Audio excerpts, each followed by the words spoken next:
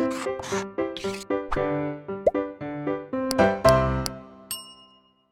Students, blueprint digital channel पे आपका स्वागत है।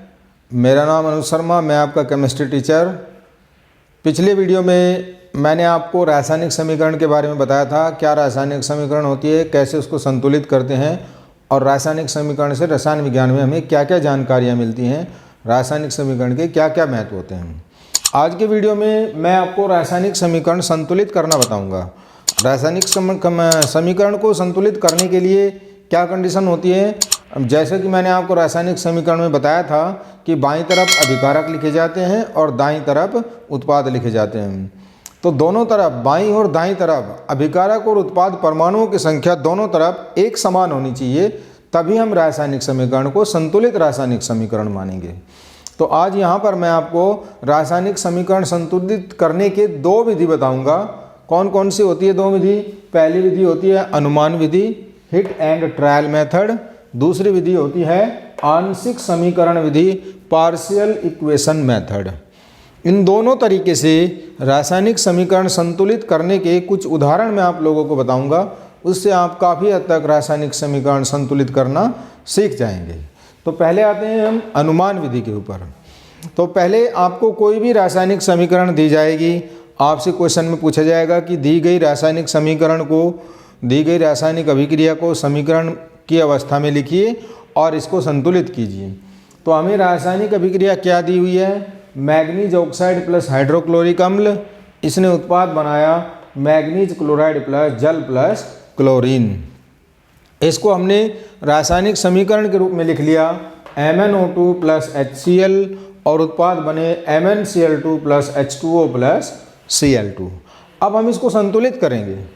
संतुलित करने के लिए पहले भी मैंने बताया था कि इधर Mn 1 है, अभिकारक साइड में Mn 1 है, उत्पाद साइड में भी Mn 1 है।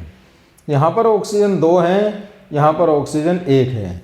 तो हमें ऑक्सीजन को संतुलित करना होगा। यहाँ पर HCl जो है, हाइड्रोजन और Cl 1-1 हैं, यहाँ पर हाइड्रोजन 2 हैं और Cl भी 2 हैं।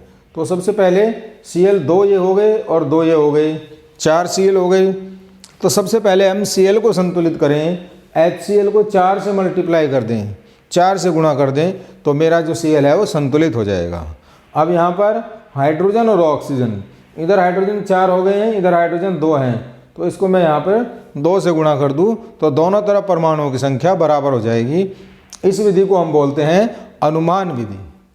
4 हाइड्रोजन यहाँ हो गए, 4 हाइड्रोजन यहाँ हो गए। अब दूसरी अभिक्रिया, नाइट्रोजन और हाइड्रोजन दोनों अभिक्रिया करके अमोनिया गैस बनाती हैं। इस अभिक्रिया को हमें संतुलित करना है। तो यहाँ पर ध्यान से देखो आप, नाइट्रोजन के 2 परमाणु हमें दिए हुए हैं और यहाँ पर नाइट्रोजन का 1 दिया हुआ है। तो मैं इसको यहाँ पे 2 से गुणा कर देता हूँ। तो 2 नाइट्रोजन इधर हो गए, 2 नाइट्रोजन इधर हो गए। अब हाइड्रोजन इधर 2 हैं और इधर 2 दिए 6 हो गए हैं। तो दोनों तरफ हाइड्रोजन संतुलित करने के लिए यहाँ 3 से गुणा कर दो, 3 दूनी 6 और 2 दिए 6। तो 2 नाइट्रोजन इधर है, 2 नाइट्रोजन इधर है, 3 दूनी 6, 2 हाइड्रोजन इधर है, 2 दिए 6, 6 हाइड्रोजन इधर है। तो ये अभिक्रिया संतुलित अभिक्रिया है और इसमें ये सभी पदार्थ जो हैं गैस की अवस्था में है। नाइट्रोजन, हाइड्रोजन और अमोनिया सभी गैसीय अवस्था में हैं। अगली रिएक्शन, CO2 की जल के साथ अभिक्रिया कराते हैं तो ग्लूकोज और ऑक्सीजन का निर्माण होता है। ये अभिक्रिया जो होती है प्रकाश संश्लेषण की अभिक्रिया होती है और किसकी उपस्थिति में होती है? सनलाइट, सूर्य का प्रकाश एवं क्लोरोफिल की उपस्थिति में अभिक्रिया होती है। पौधों के अंदर, पौधे अपना प्रकाश जो होते हैं, पौधे अपना भोजन सूर्य के प्रकाश की उपस्थिति में संश्लेषित करते हैं क्लोरोफिल के अंदर। इस अभिक्रिया को हम बोलते हैं फोटोसिंथेसिस अभिक्रिया या प्रकाश संश्लेषण की अभिक्रिया। यहाँ पर CO2 H2O की अभिक्रिया हुई तो ग्लूकोज और ऑक्सीजन का निर्माण हो गया। अब आप इसको संतुलित करेंगे। अब सबसे पहले आप देखें, इधर कार्बन 1 है, इधर कार्बन 6 है, ठीक है। इधर ऑक्सीजन 2 और 1 3 है और इधर 6 और 2 9 है और हाइड्रोजन इधर 2 है, इधर 12 है। तो सबसे पहले मैं कार्बन से स्टार्ट करूँगा। यहाँ कार्बन 6 दिया हुआ है, मैं यहाँ 6 से गुणा कर दूँ, 6 से गुणा कर देता हूँ, तो कार्बन हो गए 6। ठीक है। अब हाइड्रोजन यहाँ पर कितने दिए हुए हैं? 12। तो उधर 12 हाइड्रोजन करने के लिए क्या करें? यहाँ 6 से गुणा कर दो। 12 हाइड्रोजन इधर हो गए, 6 दूनी 12 हाइड्रोजन इधर हो गए, 6 कार्बन इधर हो गए, 6 कार्बन इधर हो गए। अब ऑक्सीजन संतुलित करने हैं। 6 दूनी 12 और 6 18 ऑक्सीजन अभिकारक की तरफ हो चुके हैं, बाईं तरफ हो चुके हैं। तो इधर ऑक्सीजन कितने करने हैं? यहाँ मैं 6 से गुणा कर दूँ। 6 दूनी 12 और 6 18, दोनों तरफ 18 ऑक्सीजन हो गए हम। तो अभिक्रिया हमारी संतुलित है। ठीक है। इसके बाद चौथे नंबर पे अभिक्रिया आती है NaCl प्लस H2SO4, उत्पाद बनेगा Na2SO4 प्लस HCl। तो इस अभिक्रिया को संतुलित करने के लिए इधर Na 2 है, इधर Na 1 है और इधर Na 2 हैं। इधर Cl 1 है, इधर Cl 1 है, इधर हाइड्रोजन 2 है, इधर हाइड्रोजन 1 है। तो सबसे पहले Na से स्टार्ट करते हैं। यहाँ Na 2 है तो यहाँ 2 से गुणा कर दो, 2 Na हो गए। इधर Cl 2 हो गए, इधर Cl 1 है, इधर हाइड्रोजन 2 हो गए, इधर हाइड्रोजन 1 है, इधर 2 से गुणा कर दो, 2 हाइड्रोजन और 2 Cl हो गए, 2 Na और 2 Cl हो गए। और इधर सल्फर 1 है, सल्फर 1 है, ऑक्सीजन 4 है, ऑक्सीजन 4 है। इस तरीके से अभिक्रिया जो है वो पूर्ण रूप से संतुलित है। तो इस मेथड से, अनुमान विधि से, हिट एंड ट्रायल मेथड से आप काफ़ी हद तक रासायनिक अभिक्रिया संतुलित कर सकते हैं और आपकी समीकरण जो है बिल्कुल सही हो जाएगी। अब दूसरा नंबर आते हैं आंशिक समीकरण विधि, पार्शियल इक्वेशन मेथड।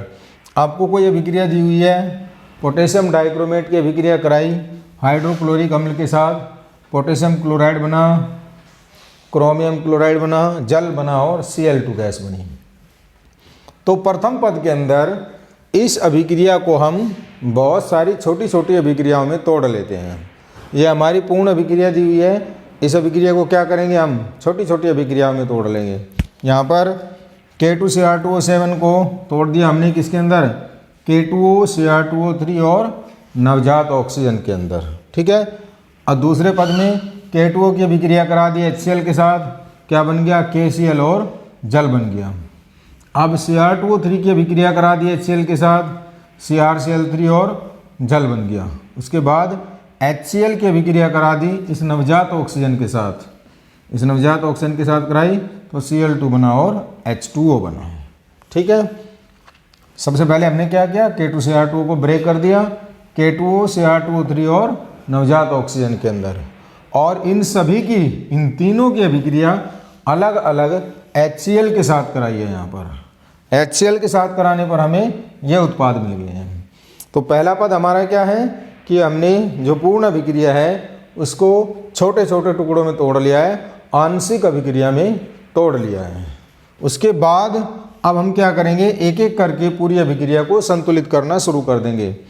ये जो हमारी अभिक्रिया है जो हमने पहले तोड़ी हुई है, इसको हम एक एक करके पूर्ण अभिक्रिया को संतुलित करना शुरू कर देंगे। यहाँ पर K2O plus HCl, KCl plus H2O। तो इस अभिक्रिया को हम संतुलित करने के लिए क्या करेंगे?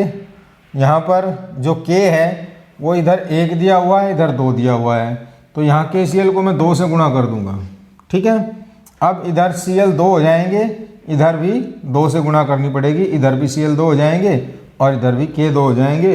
हाइड्रोजन इधर 2 हो गए, इधर 2 हो गए, इधर ऑक्सीजन 1 हो गया, इधर ऑक्सीजन 1 हो गया। तो पहले वाली अभिक्रिया संतुलित हो गई है। दूसरे वाली अभिक्रिया को संतुलित करने के लिए क्या करेंगे? ये Cr2O3 plus HCl, CrCl3 plus H2O।